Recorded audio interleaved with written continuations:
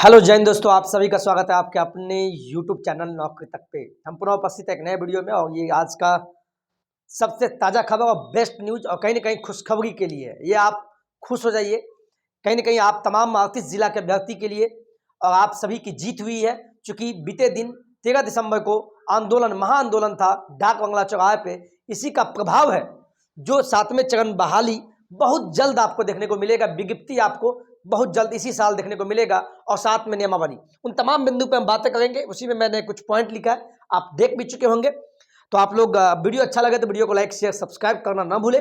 चलिए अब आते हैं पॉइंट पे।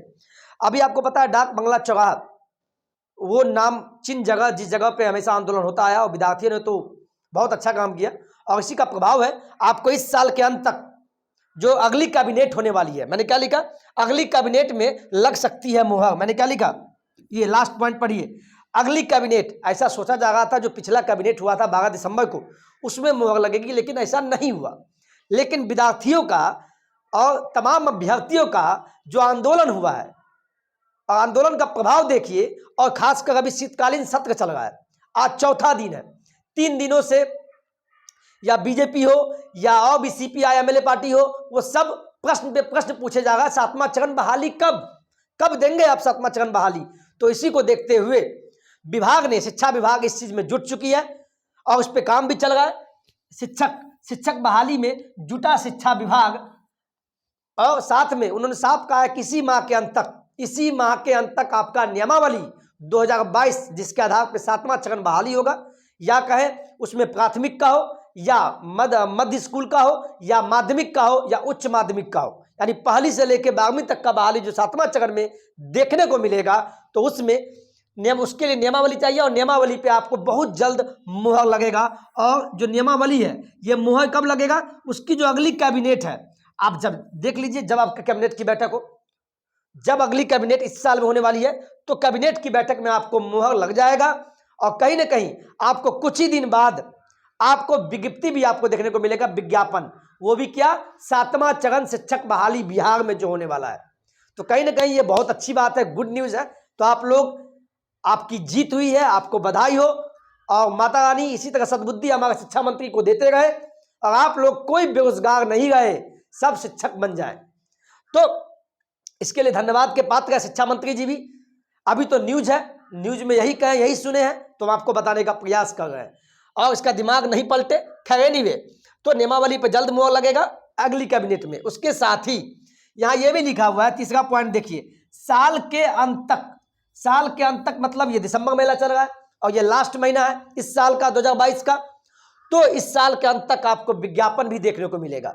लेकिन मैं फिर से बोल दूं, विज्ञापन में आपको पहले जो बहाली होगा ऊपर से बहाली होगा, यानी माध्यमिक और उच्च माध्यमिक का पहले बहाली होगा। समझिए बात को फिर से, मैंने क्या बोला, अभी जो विज्ञापन आने वाला है किसका, 7वां चरण शिक्षक बहाली, 7वां चरण जो शिक्षक बहाली जो होगा, शिक्षक बहाली, ठीक है, ये जो होने वाला है, इसमें पहले आपको नियमावली आपको दिखेगा।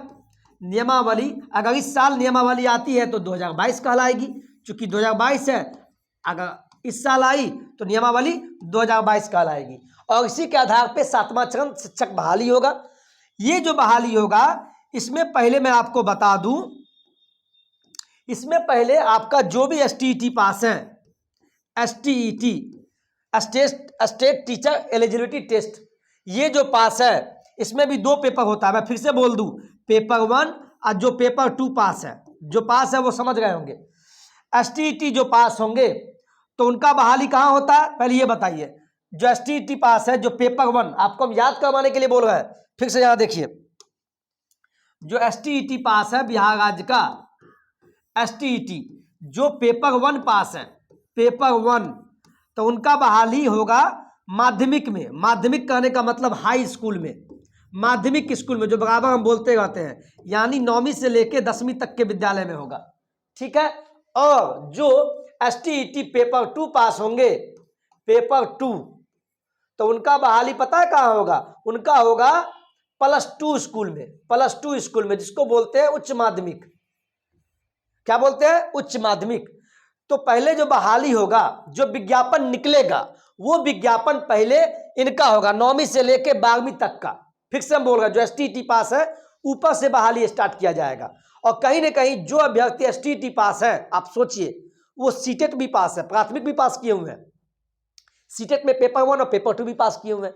लेकिन अगर बहाली ऊपर से स्टार्ट किया जाता है, माध्यमिक और उच्च माध्यमिक का पहले किया जाएगा, तो वो लोग उसमें चले जाएंगे।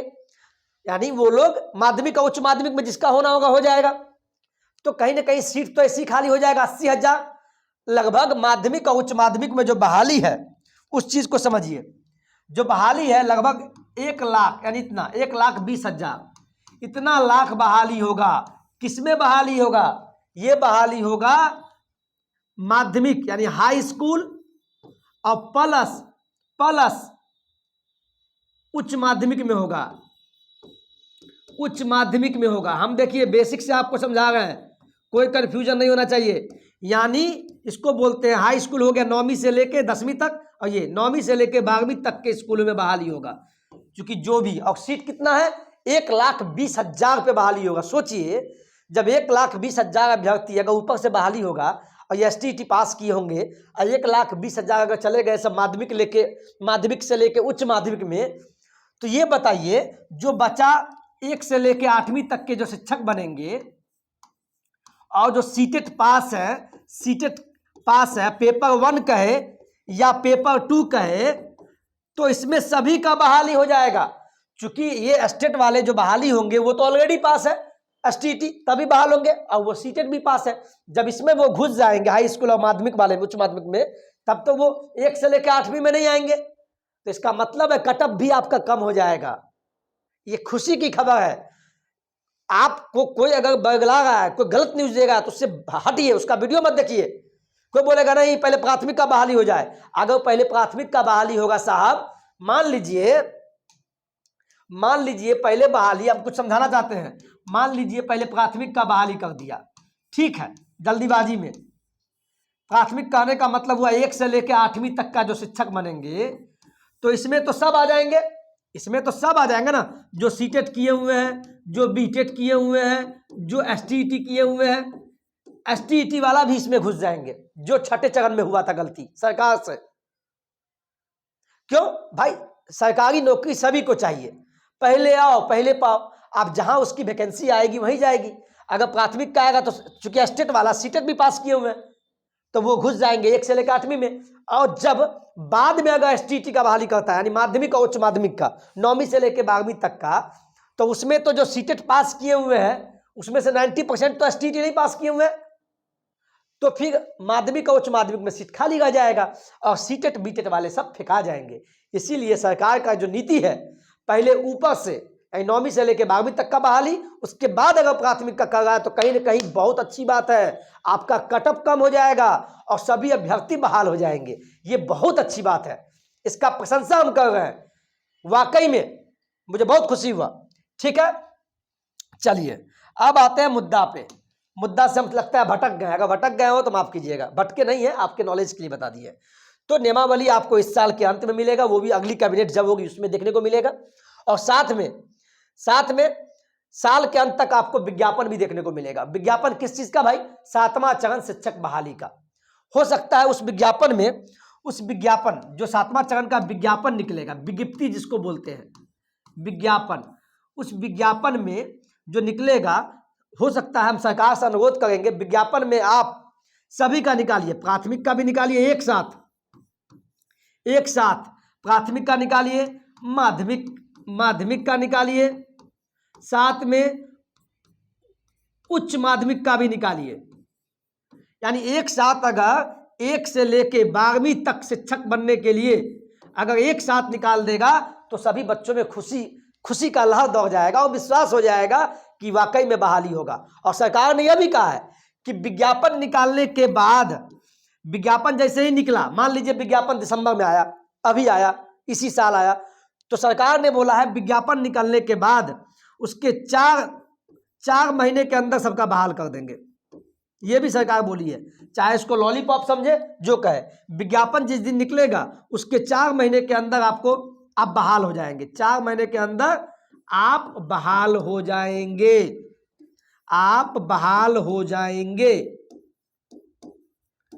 ऐसा सरकार ने बोला है। अगर ऐसा बात सही होता है तो बहुत अच्छी बात है, सरकार को मैं धन्यवाद देता हूं कि अपनी बात पे वो उतरे।